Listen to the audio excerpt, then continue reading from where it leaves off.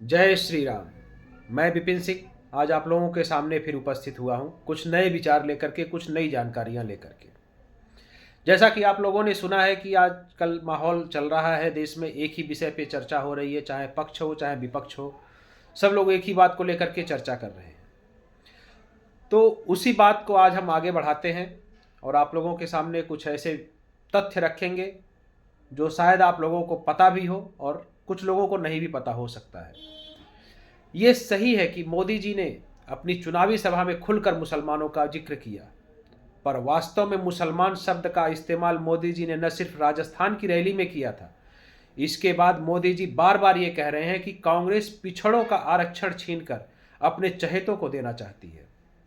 और ये कर्नाटक का उदाहरण दे रहे हैं। कांग्रेस के नेता इस बात से इनकार नहीं कर सकते कि कर्नाटक में मुसलमानों को आरक्षण मिल रहा है, और लेकिन कांग्रेस सफाई में ये कह रही है कि कर्नाटक में मुसलमानों को आरक्षण 30 साल से मिल रहा है।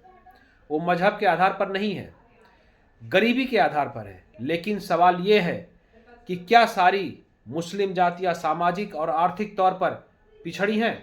सामाजिक पिछड़ेपन के आधार पर सभी मुस्लिम जातियों को आरक्षण के दायरे में लाया गया, सभी मुसलमानों को आरक्षण मिल रहा है। ये मजहब के आधार पर नहीं हुआ तो और क्या है ये? तीसरी बात, अगर कांग्रेस मोदी जी की बात को गलत साबित करना चाहती है तो कर्नाटक की कांग्रेस सरकार ये ऐलान क्यों नहीं करती कि मुसलमानों का आरक्षण खत्म करेगी, और कांग्रेस की सरकार किसी भी राज्य में मुसलमानों को आरक्षण नहीं देगी।